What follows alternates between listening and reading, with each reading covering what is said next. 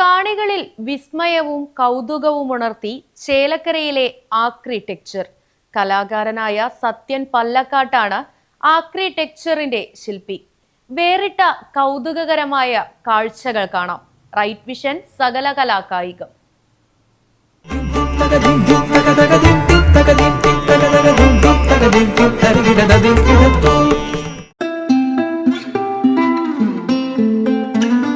വിദ്യാർത്ഥി കാലഘട്ടം മുതലാണ് സത്യത്തിൽ ഞാനിവിടെ 10ാം ക്ലാസ് കഴിഞ്ഞിട്ടാണ് ചേലക്കരയ്ക്ക് വരുന്നത്. അപ്പോൾ സ്കൂൾ കഴിഞ്ഞപ്പോൾ ചേലക്കരയിലെത്തി. കലാലയ വിദ്യാഭ്യാസം ചേലക്കരയിൽ നിന്നാണ് ഉണ്ടായിരുന്നത്. അത് കഴിഞ്ഞ് പാരലൽ കോളേജിൽ അധ്യാപന വൃത്തിയും 2-3 വർഷക്കാലത്തോളം ഉണ്ടായിരുന്നു. അത് കഴിഞ്ഞ് മറ്റു പലരും ചെയ്തിരുന്ന പോലെ തന്നെ ജോലി തേടിയുള്ള ഒരു യാത്രയായിരുന്നു. ചെന്നെത്തിയത് ഒരു പ്രവാസ ജീവിതത്തിലേക്കാണ്. ഇപ്പോഴും ആ ജീവിതം തന്നെ തുടരുന്നു. പക്ഷെ അതിൻ്റെ ഒപ്പം ഈ പറയുന്ന കലയ്ക്കുള്ള ഒരു പ്രാമുഖ്യം പലപ്പോഴും കൊടുക്കാൻ വേണ്ടി ശ്രമിച്ചിട്ടുണ്ട്. അതുമായിട്ട് മുന്നോട്ട് പോകുന്നു. ഇനിയും അങ്ങനെ മുന്നോട്ട് പോകാൻ കഴിയുമെന്ന് കരുതുന്നു. ചിത്രങ്ങൾ വരയ്ക്കാറുണ്ട്, അല്ലെങ്കിൽ വേറെ എംബോസിങ്ങോ സ്കൾപ്ചറോ ടെറാക്കോട്ട വർക്കോ അങ്ങനെയുള്ള കാര്യങ്ങളൊക്കെ ചെയ്യാറുണ്ട്. എന്നിരുന്നാലും ഒരു പ്രദർശനത്തിനോ അല്ലെങ്കിൽ അങ്ങനെ ഒരു ഐഡിയ വെച്ചുകൊണ്ടല്ല ഇതൊക്കെ ഉണ്ടാക്കിയിരിക്കുന്നത്. വളരെ കൊല്ലം മുമ്പ് തന്നെ തുടങ്ങിയിട്ടുള്ള ഒരു ഹോബിയാണ്. അതെല്ലാം ഉണ്ടാക്കി വെച്ചിരുന്നല്ലാതെ കണ്ട് ഒരു പ്രദർശനത്തിന് തുടങ്ങിയിട്ടില്ല, ചിന്തിച്ചിട്ടില്ല. ഇപ്പോഴാണ് അതിനുള്ളൊരു സാഹചര്യം വരുന്നത്. സുഹൃത്തുക്കൾ ചോദിച്ച സമയത്ത് എന്തെങ്കിൽ ഒന്നാവാം എന്നുള്ള ഒരു രീതിയിൽ ഇതിനൊരു ശ്രമം തുടങ്ങി വെച്ചത്. എല്ലാവരും സഹകരിച്ചു. ശിവൻ മാഷ് സ്മാരക ട്രസ്റ്റിൻ്റെ ഭാഗമായിട്ട് ആണ് ഇത് സംഘടിപ്പിക്കുന്നത്. അതുകൊണ്ട് തന്നെ അന്നത്തെ കാലത്തുള്ള സുഹൃത്തുക്കൾ അല്ലെങ്കിൽ ഈ ട്രസ്റ്റിൻ്റെ ഭാഗമായിട്ടുള്ള പ്രവർത്തകർ അവരെല്ലാം ഇതിന് വളരെയധികം പ്രയത്നിച്ചു. ആദ്യം മുതലേ എല്ലാവരും ഉണ്ടായിരുന്നു. അതുകൊണ്ട് തന്നെ ഇത് നല്ല രീതിയിൽ കൊണ്ടു നടക്കാൻ പറ്റി.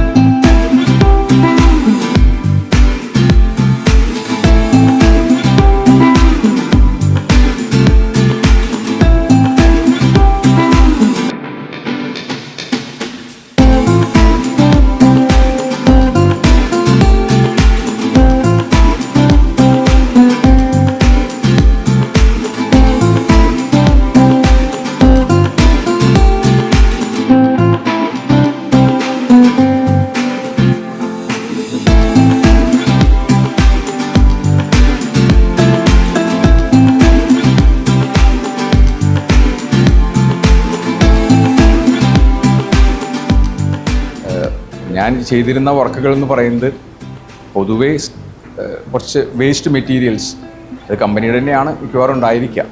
ഓരോ പ്രൊജക്റ്റുകളിലും വരുന്ന സാധനങ്ങൾ അത് കളക്ട് ചെയ്തിട്ട് അത് ഉപയോഗിച്ചുകൊണ്ടുള്ള സാധനമാണ് ഉണ്ടാക്കാറുള്ളത്. അതേപോലെ തന്നെ കാർട്ടൂൺസ്, അത് പല ഘട്ടങ്ങളിലായിട്ട് ഓരോ കാലഘട്ടങ്ങളിലായിട്ട് വരച്ചിട്ടുള്ള, ചിലത് 20 വർഷമോ 25 വർഷമോ ഒക്കെ മുമ്പ് വരച്ചിട്ടുള്ള കാർട്ടൂൺസും കാര്യങ്ങളൊക്കെയാണ് ഇന്നത്തെ പ്രദർശനത്തിൽ ഉൾക്കൊള്ളിച്ചിരിക്കുന്നത്. ഒരു ക്ലോക്ക്, അത് യുദ്ധത്തെക്കുറിച്ച്, 2ാം ലോക യുദ്ധത്തെക്കുറിച്ചുള്ള ചില സംഗതികളാണ് ആ ക്ലോക്കിൽ വരേണ്ടത് എന്ന് തോന്നിയ സമയത്ത് അതിൻ്റെ ഫോട്ടോസ് കാര്യങ്ങൾ നെറ്റിൽ നിന്ന് ഡൗൺലോഡ് ചെയ്ത് അതൊരു കൊളാഷ് രൂപത്തിൽ ക്ലോക്കിൻ്റെ ഡയലിൽ പതിച്ച് ഒട്ടിച്ച് അതിൻ്റെ ഡിജിറ്റ്സും കാര്യങ്ങളും ആ രീതിയിലാക്കി. പിന്നെ ആ ക്ലോക്ക് നടക്കുന്നത് ഇടത്തോട്ടാണ്. അപ്പോൾ അത് സിംബോളിക്കായിട്ട് പറയാൻ ഉദ്ദേശിക്കുന്നത് എന്താണെന്ന് വെച്ചാൽ, ഒരു യുദ്ധവും നമ്മളെ മുന്നോട്ട് നയിച്ചിട്ടില്ല. എല്ലാ യുദ്ധങ്ങളും മനുഷ്യരാശിയെ പിറകോട്ട് മാത്രമേ നയിച്ചിട്ടുള്ളൂ. അപ്പോൾ അതിൻ്റെ സിംബോളിക്കായിട്ട് ആ ക്ലോക്ക് നടക്കുന്നത് ആൻറ്റി ക്ലോക്ക് വൈസാണ്. അപ്പോൾ ആ ഒരു തീം അതൊരു നല്ലൊരു വർക്കായിട്ട് എനിക്ക് തോന്നിയിട്ടുണ്ട്. പിന്നെ മാത്രമല്ല, ആ ക്ലോക്ക് സൗദിയിലത്തെ ഞങ്ങളുടെ തന്നെ കമ്പനിയുടെ ഒരു മേജർ പ്രോജക്റ്റിൻ്റെ ചില വേസ്റ്റ് മെറ്റീരിയൽസ്, അത് നമ്മുടെ തന്നെ തൊഴിലാളികൾ എനിക്കിങ്ങനെ ഒരു താല്പര്യം ഉണ്ടെന്ന് അറിയ കാരണം അവരത് കൊണ്ടുവന്ന് നമുക്ക് തരും. അപ്പോൾ ലോകത്തിലെ ഏറ്റവും വലിയ ക്ലോക്ക് എന്ന് പറയുന്നത് സൗദി അറേബ്യയിലെ മെക്ക ടവറിന് അടുത്ത് നിൽക്കുന്ന ഒരു ക്ലോക്കാണ്. ഈ ക്ലോക്കിലെ വലിയ സൂചിയുടെ നീളം എന്ന് പറയുന്നത് 24 ഡയമീറ്ററാണ്. ഈ ക്ലോക്ക് സ്ഥിതി ചെയ്യുന്നത് 600 മീറ്റർ ഹൈറ്റുള്ള ഒരു കെട്ടിടത്തിൻ്റെ മുകളിലാണ്. അപ്പോൾ അത്തരം പ്രാധാന്യമുള്ള ഒരു പ്രൊജക്റ്റിൻ്റെ ചില വേസ്റ്റ് സാധനങ്ങൾ, ഫോർ എക്സാമ്പിൾ ടൈൽസ്, LED ലൈറ്റ്സിൻ്റെ പാർട്സ്, ഈ വക സാധനങ്ങളൊക്കെ ഇതിന് ഉപയോഗിക്കാൻ വേണ്ടി പറ്റിയിട്ടുണ്ട്. അതാണ് വൺ ഓഫ് ദ ബെസ്റ്റ് എന്ന് പറയാവുന്ന ഒരു സംഗതി.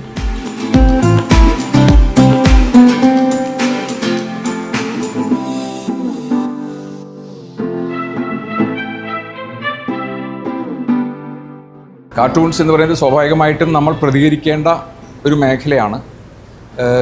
അതാത് കാലത്തെ പൊളിറ്റിക്സുമായി ബന്ധപ്പെട്ടുകൊണ്ട് ഉള്ള ചിത്രങ്ങളാണ് മിക്കവാറും, അല്ലെങ്കിൽ കാർട്ടൂൺസാണ് മിക്കവാറും വരച്ചിട്ടുള്ളത്. അതും ഈ പറഞ്ഞ പോലെ 20 or 25 കൊല്ലങ്ങൾക്ക് മുമ്പൊക്കെ വരച്ച കാർട്ടൂൺസ് അടക്കം ഈ കളക്ഷൻസിൽ വന്നിട്ടുണ്ട്. പക്ഷെ പലതിൻ്റെയും റിലവൻസ് അത് നഷ്ടപ്പെട്ടിരിക്കുന്നു.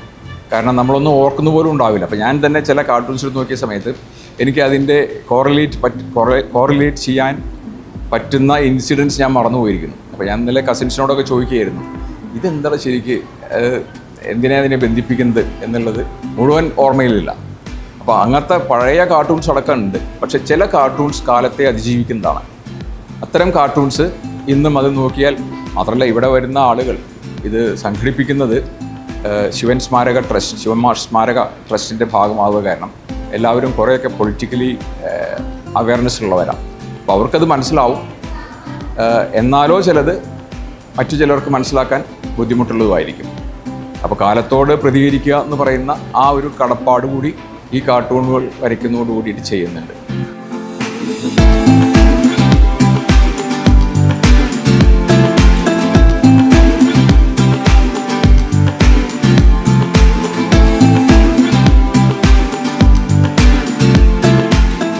ഉത്സവങ്ങളൊക്കെ ആയിട്ട് ബന്ധപ്പെട്ടുകൊണ്ടുള്ള ഒരു കുട്ടിക്കാലമാണ് ഉണ്ടായിരിക്കുന്നത്. അതുകൊണ്ട് തന്നെ അത് വളരെ കുട്ടിക്കാലത്ത് തന്നെ നമ്മുടെ മനസ്സിൽ കയറിക്കൂടിയിട്ടുണ്ട്. അപ്പോൾ ഉത്സവമൊക്കെ വരുന്ന സമയത്ത് കമ്മിറ്റിക്കാർ അവരാവശ്യപ്പെടും ഇപ്രാവശ്യത്തെ ചിത്രങ്ങൾ വരയ്ക്കണം. അപ്പോൾ അതിന് വേണ്ടിയിട്ട് കുറച്ച് സമയം തന്നെ നമ്മൾ അതിന് ചിലവാക്കാറുണ്ട്. വളരെ കളർഫുള്ളായിട്ടുള്ള ചിത്രങ്ങൾ വരയ്ക്കാനുള്ള ഒരു സാഹചര്യം കൂടിയാണത്. അപ്പോൾ അത് ഉപയോഗപ്പെടുത്താറുണ്ട്. ചിത്രകല ഈ പരിപാടിയിൽ അത് കാണുകയും ചെയ്യാം. കളർഫുള്ളായിട്ടുള്ള കുറേ ചിത്രങ്ങൾ.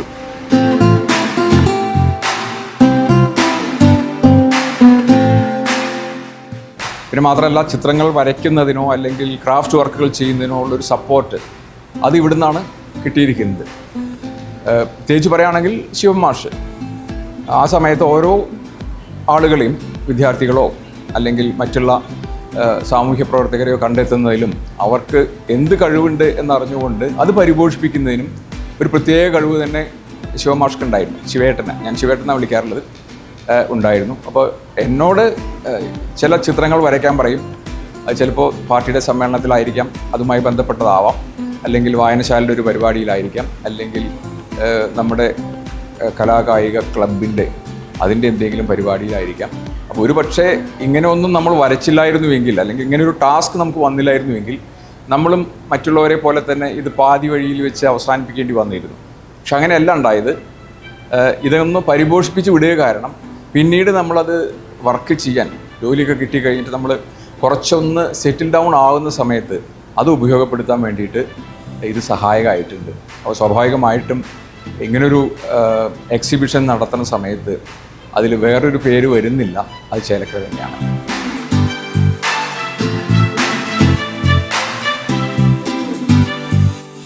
എന്തുകൊണ്ട് ആർക്കിടെക്ചർ എന്നുള്ളൊരു പേര് എന്നുള്ളത് ചില സുഹൃത്തുക്കൾ തന്നെ ചോദിച്ചിട്ടുണ്ട്. പക്ഷേ അത് തിരഞ്ഞെടുത്തത് വളരെ ബോധപൂർവം തന്നെയാണ്. അതിലൊരു പ്രധാന കാരണം ആക്രി എന്ന് പറയുന്ന സാധനത്തോട് നമ്മുടെ ജനങ്ങളുടെ ഒരു മനോഭാവം, തെറ്റായിട്ടുള്ളൊരു മനോഭാവം, അതൊന്ന് മാറ്റിയെടുക്കുക എന്നുള്ളത് കൂടിയാണ്. ഒപ്പം വേറൊരു കാരണം കൂടി ഉള്ളത്, ആക്രി സാധനങ്ങൾ ഉപയോഗിച്ചുകൊണ്ടുള്ള ഒരു കല ഇതിലേക്ക് ഉപയോഗിച്ചിട്ടുണ്ട്. മൊത്തം അവതരിപ്പിച്ചിട്ടുള്ള ചിത്രങ്ങളുടെ ഒരു 20% ആക്രിയുമായി ബന്ധപ്പെട്ടതാണ്. പിന്നെ ആക്രിയുടെ രാഷ്ട്രീയം എന്ന് പറയുന്ന ഒരു കാര്യം കൂടി ഇതിൽ പറയാനുണ്ട്.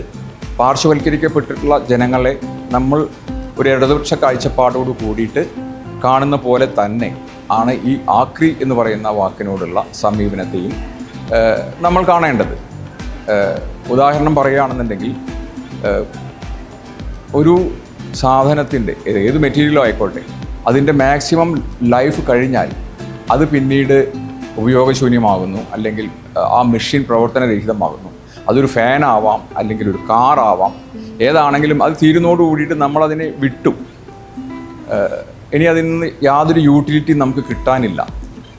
എന്നാൽ മനുഷ്യൻ്റെ ജീവിതത്തിൽ അദ്ദേഹത്തിൻ്റെ അല്ലെങ്കിൽ ആ ആളുടെ സർവീസ് തീരുന്നതോട് കൂടിയിട്ട് അത് ഔദ്യോഗികമായിട്ടുള്ള ജീവിതം അവസാനിക്കുന്നതോട് കൂടിയിട്ട് അത് തീർന്നു എന്ന് പറഞ്ഞ് അതിനെ ആക്രിയായിട്ട് കാണുന്ന ഒരു കാഴ്ചപ്പാടല്ല നമ്മൾ ജീവിതത്തിൽ എടുക്കുന്നത്.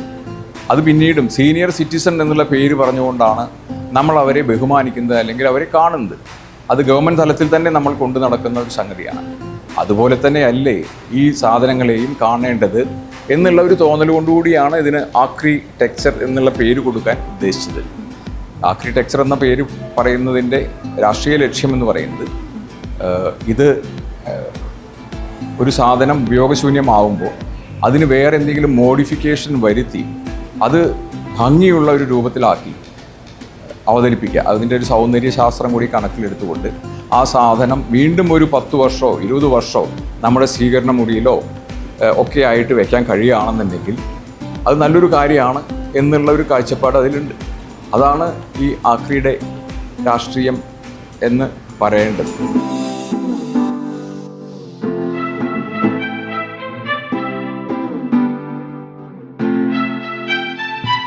ഞാനിപ്പോൾ ഈ പ്രദർശനം നടത്തുന്ന സമയത്ത് എൻ്റെ ചിത്രങ്ങൾ മാത്രമേ, അല്ലെങ്കിൽ എൻ്റെ വർക്കുകൾ മാത്രമേ ഇതിൽ ഉൾക്കൊള്ളിച്ചിട്ടുള്ളൂ. പക്ഷേ ഇത് ഈ ഒരു കൊല്ലം നടത്തി ഈ കൊല്ലത്തോടെ തീരുന്ന ഒരു സംഭവമായിട്ടല്ല, ഒരു എക്സിബിഷനായിട്ടല്ല നമ്മൾ ചിന്തിച്ചിട്ടുള്ളത്. വരും വർഷങ്ങളിലും ട്രസ്റ്റിൻ്റെ പരിപാടി എന്നുള്ള നിലയ്ക്ക് ഒരു എക്സിബിഷനെങ്കിലും നടത്തുക. ആ എക്സിബിഷനിൽ പരമാവധി കലയുമായിട്ട് താല്പര്യമുള്ള പിള്ളേരുടെ, അല്ലെങ്കിൽ കലയുമായി താല്പര്യമുള്ള ആളുകളുടെ സൃഷ്ടികൾ കൊണ്ടുവരിക എന്നുള്ളത് തന്നെയാണ് ഉദ്ദേശിക്കുന്നത്. വരും വർഷങ്ങളിലും ഇതിൻ്റെ തുടർച്ചയായിട്ടുള്ള എക്സിബിഷൻസ് ഉണ്ടാവും എന്ന് തന്നെയാണ് ചിന്തിക്കുന്നത്.